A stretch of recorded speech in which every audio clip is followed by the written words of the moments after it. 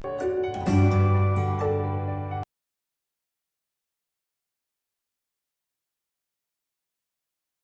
students, this is Sonam. So today we are going to start the fifth chapter of EVS, that is plants and animals in water. So here first of all we have to discuss what is habitat. So student, habitat is a place where a particular type of animal or plant is usually found. So that particular place where that certain type of plant or animal is found, that place is considered as a habitat for that organism. So organisms are categorized according to their habitat. We can classify the organism based on their habitat.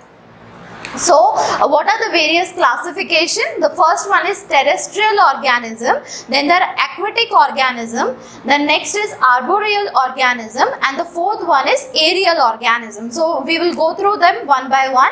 The first one is a terrestrial organism. So those organisms that live on the land are called as terrestrial organisms. So those organisms which lives on what? Which lives on land will be considered as terrestrial organism. What are the various examples? It consists of trees, ferns, elephant, camels, humans, etc. I have depicted that in the pictures also. This is an elephant, this is a fern plant, and these are the camel. So these are the various examples of terrestrial. We humans are also considered as terrestrial organism. The next type is aquatic organism. So those organisms that lives in water are called as aquatic organisms. So those organisms which are basically found in water, which lives in water, will be considered as aquatic organisms. So our chapter is based on these organisms. We will discuss them in the later slides. So what are the examples? Examples are water hyacinth, fish, prawns, etc. So this diagram is of water hyacinth, the fish, and the third one is a prawn. So these organism lives in water. So these are the aquatic organism. The next is the arboreal organism. So those organisms which lives in the tree or in its branches are called as arboreal organisms. So those organisms which are found in the trees or in the branches of those trees can be considered as arboreal organism. Examples are monkeys and squirrels. So this is a monkey and this is squirrel. You are very familiar with these organisms. So these are called as arboreal organism. The next is the aerial organism. So those organisms which spend most of their time flying in the air are called as aerial organism. Examples are birds, bats, and some insects. So this is a bird flying in the sky, there's a bat flying, and this type various insects are there. So these organisms spend most of their time flying in the air. So these are called as the aerial organism. Let's move on to the next slide, that is aquatic plants. So as I have discussed already, the plants that lives in water will be considered as aquatic plants. So they are basically of three different types. First one is free floating aquatic plants, the next is rooted aquatic plants with floating leaves, and the third one is submerged aquatic plants. We'll go through them one by one. So first one is the free floating aquatic plants. So here, so those plants, there are certain plants which can be found floating on the pond and the lake. So these float on the surface of the water body. So these plants have what? They have a special characteristic, that is they are having the very spongy stems with a large number of air spaces. Because they are having this kind of stem, that is because they are having the spongy stem which is having large number of air spaces, this stem help the plants to float on the surface of water. This is the characteristic how these plants floats on the surface of water. So these plants mainly remain in contact with water as well as air, but they are not attached to the soil. So these are the two places where they are in contact with water and the air, but they are not attached to the soil. That is why they are called as free floating aquatic plants. So examples are water hyacinth, wolffia, and pistia. So this is the Wolffia, you can see here this green one, that is the Wolffia, and this is Pistia plant. You can see here, this is the complete plant. You can see the roots here under the water, surface of water, but they are not attached to the ground. Okay, that is why they are called as free floating aquatic plants. The next type of plant is your rooted aquatic plants with the floating leaves. So they have they are attached to the soil, but their leaves are floating. That means the roots of these aquatic plants are fixed to the soil. So the roots are attached to the soil, but the leaves floats on the water. So these plants have long stalk that help them to keep their leaves floating in the water. So what is the characteristic of the plant which help them their leaf to float? That is, they are having long stalk that helps them to float on the water. Their leaves will float on water. So leaves of these plants also have oily surface. So as I've told you in the previous chapter that oil does not dissolve in water. So because of that, these leaves are also these leaves of the plants are having oily surface. Because of this oily surface, the oil does not dissolve, as we have discussed. So because of this, they help the leaves to float on water, as well as this will make the leaves waterproof. So what are the various examples of this? Water lily and lotus plant. So the first one you can see here, this is a water lily, and this is our national plant, that is your lotus plant. Next one is your submerged aquatic plant. Here the complete plant is beneath the surface of this water body. Okay, so these plant remain submerged in the water. Okay, so as you can see here in the diagram, this complete plant is submerged. This is the surface of the water body, but it is completely submerged in the water. So such plants have very thin, tiny and ribbon shaped leaves. So you can see here in the diagram, these are having very thin, tiny ribbon shaped leaves. Because of that will allow the water to pass through them with the least resistance. So the examples are, this is a hydrilla plant and this is Vallisneria. So these are the two submerged aquatic plants. The next we have to discuss is weeds. So students, there are certain plants which are not grown by us, but they grow automatically by themselves. So those unwanted plants which are growing in an area are called as weeds. So those plants which grow by themselves, those unwanted plants will be considered as weeds. So they grow and reproduce rapidly in a great number. So they require very less time to reproduce, and their growth is very rapid and fast. So within less amount of time, they will spread onto a huge large fields. So water hyacinth is an aquatic weed. So you can see here, the water hyacinth is an aquatic weed and its dense growth block the waterway of navigation. So as you can see, the complete water surface is covered with the water hyacinth. So every year large amount of money is spent on the weed control. So in order to control these weeds, large amount of money is spread, and weed control means that removal of the weeds. So weeds are harmful for our crops also, and they create problem in navigations. Next is aquatic animals. So those animals which lives in water are called as aquatic animals. Examples are fishes, whale, dolphins, turtles and crabs. So these organisms are basically found in water, so they are called as aquatic animals. Next one is fishes. So fish, all of you are familiar with the fish, students. So they are having streamlined body. So this is the diagram. They are having streamlined body. This streamlined body of the fish allow them to swim in the water with the least resistance. So this is one of the characteristics how fish swim in water, which is the property which help them to swim, because they are having streamlined body. Next one, they have gills to breathe. So these are the various external structure of this. Here is the nostril, these are the eyes, this is the mouth, these two are the fins, these are scales. You can see small dotted, these are the scales, and this is the tail part.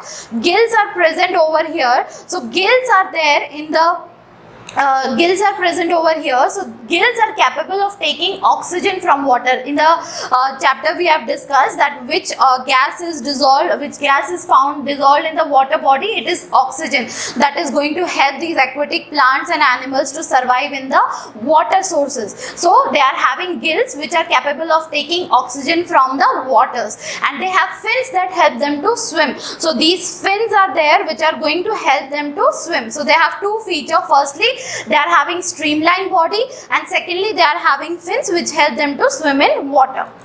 Nextly, this is frogs and toads are there. They live both on land as well as in water. So I have discussed there are certain animals which can live both in water as well as on land. So frogs and toads are the example of that. So their moist skin help them to breathe when they are in water. So when they are living in the water, they have a moist skin over their whole body is covered with moist skin, which will help them to breathe.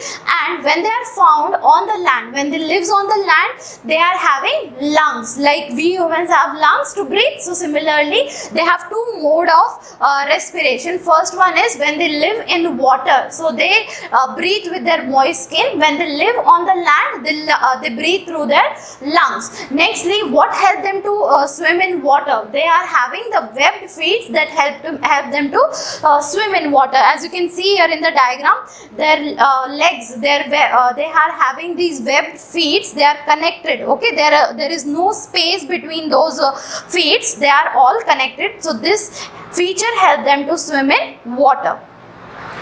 Nextly, the whales and the dolphins. So these are aquatic mammals. These are not fish, students. So whales and dolphins are not fish, but they are the aquatic mammals. They also have streamlined bodies like fish. These animals don't have gills. This feature differentiates between them being a fish and mammals. So as they are aquatic mammals, these are not having gills. They breathe through the lungs. What they are having? They are having lungs to breathe. So they come up to the surface of the water to breathe. So in order to breathe through their lungs, what they have to do? They have to come up to the surface. As you can see, this diagram is of a whale and this is the dolphins.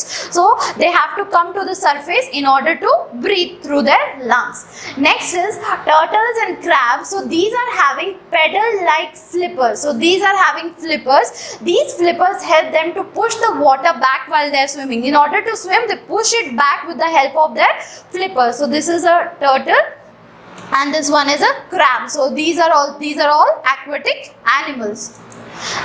Next is some extra known facts are there, like electric ray. Electric ray, it generates electricity and light in the deep sea. So as you can see, this is a kind of electric ray fish which is going to generate electricity and light, and it is found deep inside the sea. This light helps the fish to find its way and the food. So this is the feature in which the electric ray can find its food as well as its way. Next is the climbing fish. So the climbing fish, here you can see here in the diagram. So this fish leaves the water at night and moves on to the land. So during night it will leave the water body and it will come to the land where when there is dew on the ground. So it is even said to climb the trees by means of the spiny gills, covers and fins. So this is the feature of a climbing fish. The next is the fusular fish. So you can see here in the diagram, there is not a single fusular fish. They are always found in a group. So the fusular fish, it travels in a group near the coral reef. So it moves in a group to protect itself from the enemy. So why these fusular fishes travel together in a group? In order to protect themselves from the enemies. Next is your human a threat to the aquatic life. So human has caused a great threat to the aquatic life. How?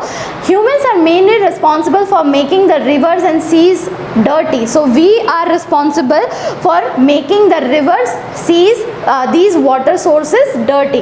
The process of making the water dirty is called as water pollution. So we humans are causing what? We are causing water pollution, and water pollution is a great threat for the existence, for the life, for the survival of these aquatic plants and aquatic animals. So how humans are causing water pollution? There are various ways. Firstly, the sewage, that is the dirty water, is thrown into the river and the seas. Next one is harmful waste from the factories are thrown into the river and seas. So there are different chemicals which are released from the factories, directly they are thrown into the river and sea. Nextly, there is a leakage of oil or other toxic waste into the sea. So these are three reasons why we humans are creating water pollution. We are causing water pollution. Nextly, you can see here this diagram depicts that the animals found dead on the seashore due to the water pollution. These are the various aquatic animals which are killed. They are found dead on the seashore. The reason behind that is water pollution. So we must try hard to stop water pollution. It is in our hand to minimize these all kind of things, so that it will create less water pollution, and in this way we can save our aquatic life. So aquatic plants and animals basically depends on these water sources, and we humans are creating a problem for that. So it is our responsibility. In order, we have to find different ways in which we can save our aquatic life. So by this we are completing our this chapter 5th, that is aquatic plants and animals.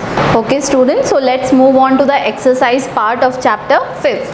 The first MCQ type of question here, you have to take the correct answer from this.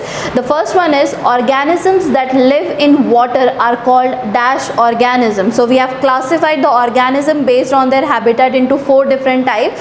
So those organisms that lives in water are called as aquatic, arboreal or terrestrial. So the answer is aquatic organism. Next is, fishes breathe air through their dash.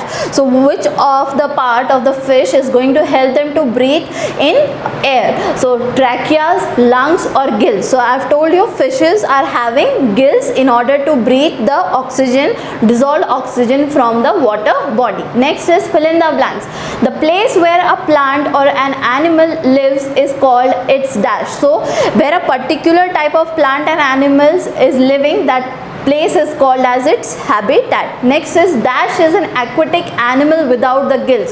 So as I've told you, whales and dolphins are aquatic mammals. They are not considered as fish, and they are having lungs to breathe the oxygen. So these aquatic animals without gills will be whale, or you can write dolphin also. The next is multiple choice question. First is water plant attached to the soil. So which is the water plant which is attached to the soil?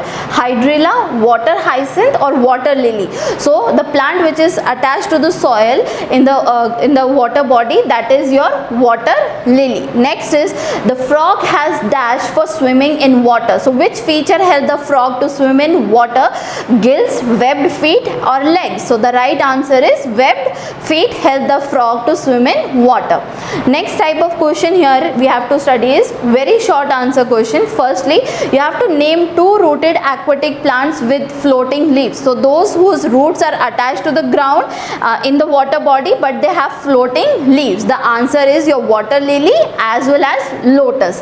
Next is, name the organs through which the frogs breathe in water. So frogs, these type of organism which lives, they can survive both, they live on land as well as in water. So they have certain specific features which help them to survive on land as well as water. So we have to find out which organ helps the frog to breathe in water.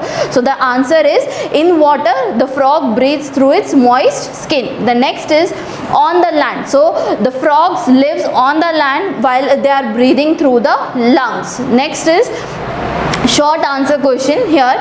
What are weeds and why is there a need to control the weeds growth? So weeds are the unwanted plants which are not grown by us. So these unwanted plants which are growing in an area will be considered as weeds, and the growth is need to be controlled because they are going to block the waterway for navigation. So in order to prevent that, the weed control, the government is spending a lot of money in order to control the growth of these weeds. Next is, why is a man a threat to aquatic life? So we humans are responsible for polluting the river as well as the sea water, which is kind of creating threat for the aquatic life. So this is a water pollution done by humans are going to cause a great threat for the existence of these aquatic organisms. Next is long answer question. First, what are aquatic organisms? Name any 4. So those organisms which lives in water will be considered consider as aquatic organism. Examples are your lotus, water hyacinth. You can call another examples are fish, turtles, etc. Next is, what special feature of a fish helps to swim in water? So the fishes are having fins as well as they are having streamlined body which help them to swim in water with the least resistance. So by this we are completing our fifth chapter, student. We'll meet in the next video. Till then, take care. Thank you.